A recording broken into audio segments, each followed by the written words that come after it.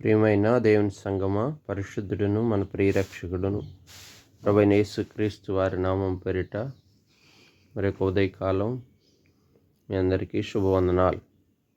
పరిశుద్ధ గ్రంథములో నుంచి ఈ దినకాలపు వాగ్దానం కొరకై మలాకీ గ్రంథము 3వ అధ్యాయము 10వ వచనాన్ని ధ్యానాంశంగా తీసుకుందాం. నా మందిరములో ఆహారం ఉండునట్లు 10వ భాగమంతయు మీరు నా మందిరములోనికి, నా మందిరపు నిధిలోనికి తీసుకొని రండి. దీన్ని చేసి మీరు నన్ను శోధించిన ఎడల నేను ఆకాశపు వాకిండ్లను విప్పి పట్టజాలనంత విస్తారముగా దీవెనలు కుమ్మరించుదనని సైన్యములకు అధిపతికి యెహోవా సెలవిచ్చుచున్నాడు. దేవుని వాక్యము శ్రేష్టమైనది, పరిశుద్ధమైనది, నమ్మదగినది. దేవుడు మనకిచ్చే ప్రతి వాగ్దానము ఆయన నెరవేర్చే దేవుడు. మాట ఇస్తే ఆ మాట తప్పని దేవుడు. ఇప్పుడు ఒక మాట ఇక్కడ మనతో చెప్తున్నాడు. ఆకాశపు వాకిండ్లను విప్పి పట్టజాలనంత విస్తారముగా దీవెనలను కుమ్మరించెదను. విస్తారమైన దీవెనలు ఇచ్చే దేవుడు మన దేవుడు. ఆయన ఐశ్వర్యవంతుడు. ఆయన ఐశ్వర్యము చొప్పున మన ప్రతి అవసరము, ప్రతి అక్కరను తీర్చే దేవుడే కాకుండా వాకిళ్ళు పట్టజాలనంత విస్తారమైన దీవెనలు అనుగ్రహించే దేవుడు. అయితే ఆయన దగ్గర విస్తారమైన దీవెన ఉంది. ఆ దీవెనను మనం పొందుకోవాలంటే ఇక్కడ ఒక పరిశుద్ధ గ్రంథంలో ఒక కట్టడ, ఒక నియమం చెప్తున్నాడు. ఏంటయ్యా ఆ కట్టడ, ఆ నియమం అంటే మన పితరుల కాలం నుంచి కూడా ఆ కట్టడలో నుంచి తొలగిపోయిన వారు ఉంటామంట. ఆయన తట్టు తిరిగి సైన్యములకు అధిపతికి యెహోవా దేవుడు గొప్ప దేవుడని నమ్మి మానవుడంట ఆరాధనకు వెళ్తాడు, దేవుని స్తుతిస్తాడు, దేవుని ఆవరణంలో సమయం గడుపుతాడు, దేవునితో సాంగత్యం కలిగి ఉంటాడు. చాలా మంచి అనుభవమే. విశ్వాసంలో కొనసాగుతాడు, మారుమనసు అనుభవంలో ఉంటాడు. కానీ ఒక విషయంలో మానవుడు ఎప్పుడు కూడా దొంగిలెడతాడని వాక్యంలో రాస్తుంది. ఏ విషయంలో మానవుడు దొంగిలెడతాడు దేవుని యొద్ద అంటే 10వ భాగమును, ప్రతిష్ఠిత అర్పణలను ఈయక దొంగిలిడితిరి. చూడుము శ్రీప్రియ సహోదరి సహోదరుడా, మానవుడు దేవుని దగ్గర దొంగిలిడగలడా? ఆయనకు అసాధ్యమైనదేమున్నదా? ఆయన కనుదృష్టికి మరుగైనదేమీ లేదు.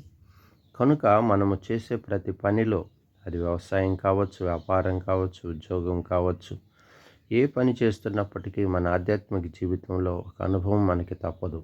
ఏంటంటే దేవుడు పెట్టిన ఒక కట్టడ, ఒక నియమం. దేవుని మందిరములో ఆహారం ఉండాలి. దేవుని మందిరములో సమృద్ధి ఉండాలి.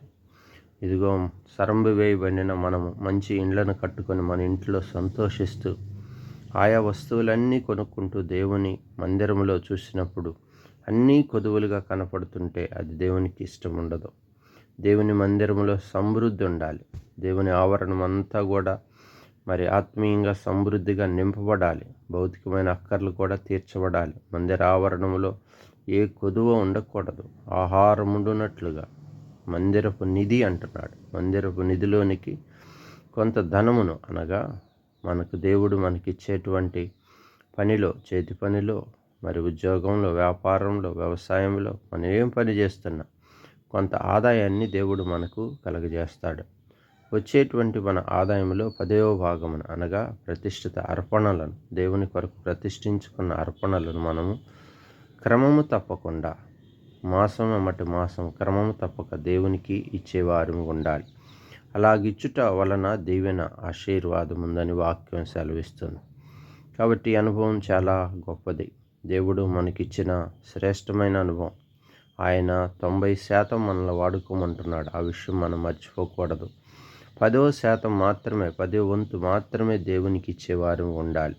మనం అర్పించుకున్న అర్పణలు దేవునికి ఇష్టకరం. దాని ద్వారా సేవ, పరిచర్య చాలా గొప్పగా జరిగించబడటానికి, సేవలో లోటుపాట్లు లేకుండా, అనగా నేటి దినాల్లో సేవ, పరిచర్య చక్కగా జరగాలంటే, మందిర వాతావరణం చక్కబరచబడాలంటే ఆర్థిక అవసరతలు ఎంతైనా అవసరం ఉంది. దైవజనుడు తన యొక్క కుటుంబం పోషించబడాలి. అనేక విధాలుగా ఆర్థిక అవసరతలు చాలా అవసరం. అయితే అవసరతలు ఎవరు తీర్చాలి? దేవుని పిల్లలే కదా. అవును కదా. దేవుని ఇంటిలో సమృద్ధి ఉండాలి కదా. దేవుని ఇంటిలో ఆహారం ఉండాలి కదా. ఏ కొదువు లేకుండా దేవుని ఇల్లు కొనసాగించబడాలి కదా. కొదవలతో పని చేయలేం కనుక దేవుడే ఈ కట్టడని, ఈ నియమాన్ని పెట్టాడు. ఈ పెట్టిన ఈ నియమాన్ని మనము అతిక్రమించకూడదు అని వాక్యం సెలవిస్తుంది. అతిక్రమించువాడు ఎలా ఉంటాడంటే దేవుని వాక్యంలో చెప్తున్నాడు, ఈ జనులందరూ నా యొద్ద దొంగిలిచూనే ఉన్నారు, మీరు శాపగ్రస్తులై ఉన్నారు అంటున్నాడు.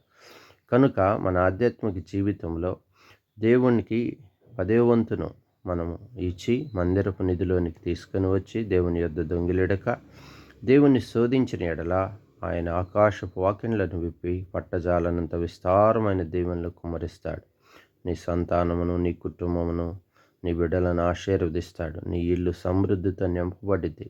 దేవుడిచ్చిన ఈ అవకాశాన్ని ఎన్నోసార్లు చేజార్చుకొని ఉంటావు. ఎప్పుడైనా క్రమం తప్పక ఈ కట్టడిలోనికి రా, దేవుడు నీకు సహాయం చేస్తాడు. నీ కుటుంబాన్ని విస్తారమైన దీవెనలతో నింపుతాడు. దేవుడిచ్చిన అవకాశాన్ని పోగొట్టుకోకుండా దేవుడు మాట్లాడిన మాటను నీవు దేవుని సన్నిధిలో ఒక గొప్ప తీర్మానం చేసుకొని క్రమం తప్పక మాసం అమ్మటి మాసం 10వ వంతు చెల్లించడానికి నువ్వు ఇష్టపడితే చాలు.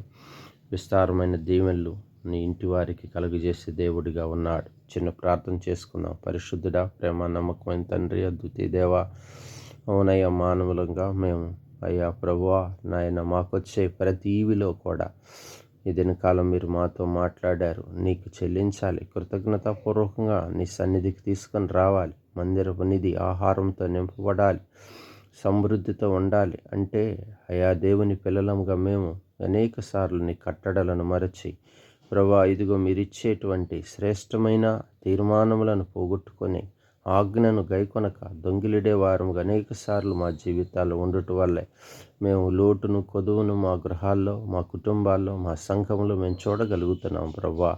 అయినా మీరు మాతో మీరు ఏదైనా కాలం మాట్లాడారు. ఒక మంచి తీర్మానం మేము చేసుకోవటానికి సంవత్సరాంతంలో అవునయ్యా మంచి సమయం మాకు దయచేశారు. అవును, మేము మానవులంగా దొంగిలిడక నీ సన్నిధికి మందిరపు నిధిలోనికి 10వ వంతును ప్రతిష్ఠిత అర్పణలను మేము తీసుకొని వస్తే మీరు చక్కగా విస్తారమైన పట్టజాలని, ఆకాశపు పట్టజాలని విస్తారమైన దీవెనలు కుమ్మరిస్తారని పలికారు.